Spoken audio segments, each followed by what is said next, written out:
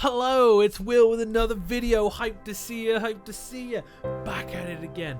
I wanted to do something a little different today. So I want to talk about weight loss accountability.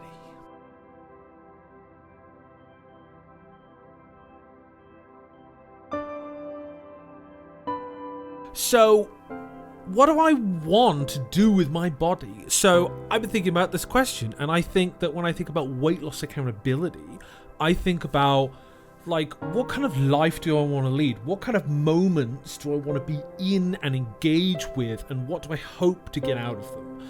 So, for me, I really think that what I want to get out of my life is to be physically engaged with it and mentally engaged with it. I really feel like I mentally think about things a lot, and that's really cool. But moving a lot, physically being in the space of the world, I think is super important. I want to be more concrete about that, right? I want to be able to do squats comfortably. I want to be able to run a marathon. I want to be able to play football with my nephew. I want to be able to sing my heart out and know that I'm going to have physical stamina to keep doing that. I love music, and that's something I'm really passionate about. I want to keep engaging with that consistently, and I think that requires physical stamina. I think filmmaking is quite physical. When you have to move camera places and you have to carry gear up mountains, I did that a lot in my degree. I think it's really important to understand the experiences we want to have and the types of emotions we need to feel the value of engaging with this goal of weight loss. And what is that even going to look like, right? What does my waist size ideally want to be? What does my grit strength want to look like? What kind of clothes do I want to wear? How do I want to be able to present myself? A lot of questions that I think about a lot. And I think I want to be about 95 to 100 kilos. I think that's really a healthy range for my 188 centimeters male frame. And with that, I'm bringing this up today because I'm drawing a circle here. Right now, I'm 149 kilograms. I've already lost a bunch of weight, which is really cool. I was about 183 kilograms. Lost a ton so far. Really happy about that. Put a bit of data up on the screen to represent that. But I really feel like I'm drawing a line in the sand at the 150 kilogram mark. In a year from now, we're going to circle back. We're going to do another video, and we're going to see how heavy we are.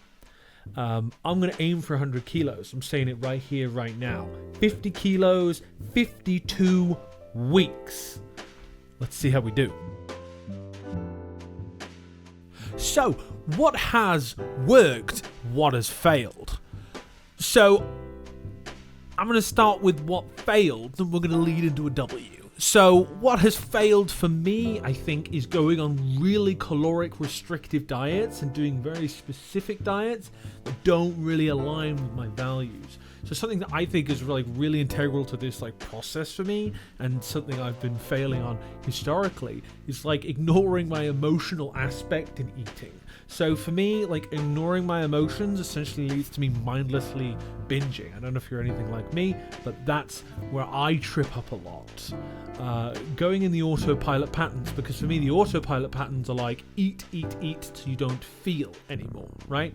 And I think a lot of the failure has come in not acknowledging that actually something doesn't feel right in what I'm doing. There isn't enough emotional alignment in what I'm eating, how I'm eating, where I'm eating, who I'm eating with.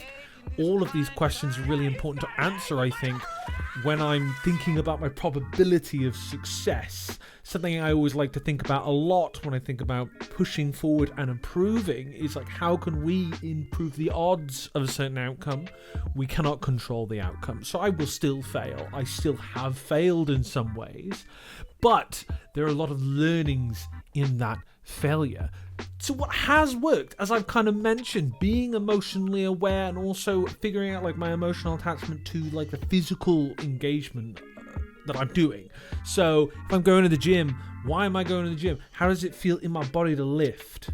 right? Went to the gym today. It was cool. Been like mixing things up recently. I think also something that has really worked for me in the gym is to change things up in a way that's kind of interesting but not too overwhelming for me. So sometimes life is like hard, right? And for me, I feel disengaged sometimes just because like I'm processing something else, or I'm mentally somewhere else. I'm like a little disengaged in the gym. And I think awareness of like my disengagement is really important, right? There's this state of being there and this state of not being there, and if I can figure out that I'm on a continuum in between, then I can do something about it.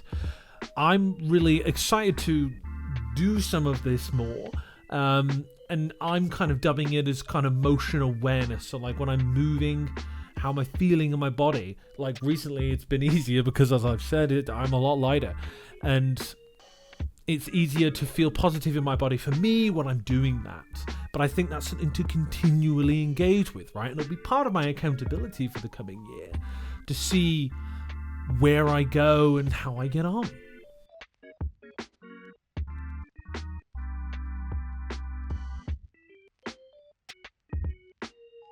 So, mental health and weight loss. It's a really interesting one actually for me because historically I'd lost a lot of weight. So I'd lost 8 stone when I was a teenager, and I'll put all the conversions on the screen, but essentially I'd lost all of this weight from being really heavy, and like my mental health was good in some dimensions but not good in others. And I think that there's this big complicated puzzle for me specifically, but I think broadly for a lot of people, that like what is wellness, what is having good mental health. You know, I've talked about this a bit in other videos, but I really want to talk about the link specifically with weight loss and mental health. So for me, and something I feel I see in a lot of other people, and even my clients historically, is that we equate kind of a positive mental health lift in weight loss. And like, while that can certainly be true because we have more energy to like engage with other things, I have also experienced and seen other people experience like weight loss isn't always like the good thing entirely. I often think of like mental health improving because we have the energy to re-engage with the things that matter to us more, okay? So I often feel like there's actually a big grieving and loss process that comes with gaining weight. We drift away from what matters to us, and we don't have the energy to engage with that because we have more weight on us, and that costs more energy. But then we feel shame for not engaging with that, right? And then this creates a perpetual cycle of disengagement, which is kind of where like I've been at, because other things have been like taking focus and priority. And like that happens in life sometimes. And I think another big change for me in terms of mental health and weight loss is kind of accepting the waves as they come, right? Sometimes it's hard, sometimes it's easy, sometimes I feel really engaged, sometimes I don't feel as engaged, and like that's okay. I think accepting the challenge in the moment and thinking what's after is really important when I think about weight loss, right? And coming back to what I said earlier about like, what kind of life do I want to live, right? It's like being thin and what society would typically define as more sexually attractive is like great, but do I want more sexual engagement from other people? I'm married. No, not really.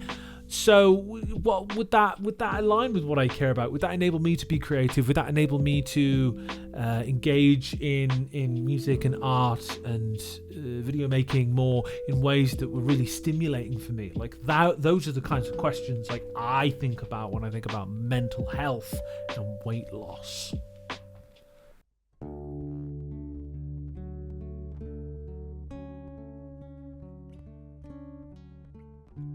Something I think about a lot when I think about self-worth in weight is that there's such a cultural stigma against it. There was a really interesting study that was done that I'm going to link below that basically assessed how individuals were treated who had very similar environments and conditions, and the only variable that changed was like that somebody was overweight versus somebody that was underweight. And something they found was that there were a lot of really common judgments towards these people. Some words that were used in the study were that people who are overweight are less intelligent, less hardworking, more unpopular, lazy, lacking self-discipline, unattractive. basically treated as subhuman. And I think this is like a really common experience that I resonate with a lot. This study also kind of outlines that there are a ton of negative views, even about like university admissions, right? Based on the weight of somebody in interviews, which is like kind of wild when we think about it, right? Because I don't know if you felt this, but weight is a really complicated equation that often has a load of different factors. Genetics, hormonal, what you eat, how much you move, a lot more than that. So for me, self-worth and a lot more judgment comes from being overweight. And then for me, and I don't know if you're like this, but it creates this negative spiral, right? Everyone thinks you're lazy, everyone thinks you lack self-discipline and you're less active. But when you're shamed like that, that doesn't help. That doesn't help people engage in the world, right? If you're told, hey, you shouldn't be here, you're the problem, you suck, how are people going to want to change and be better? And this really pisses me off because, like, I feel that.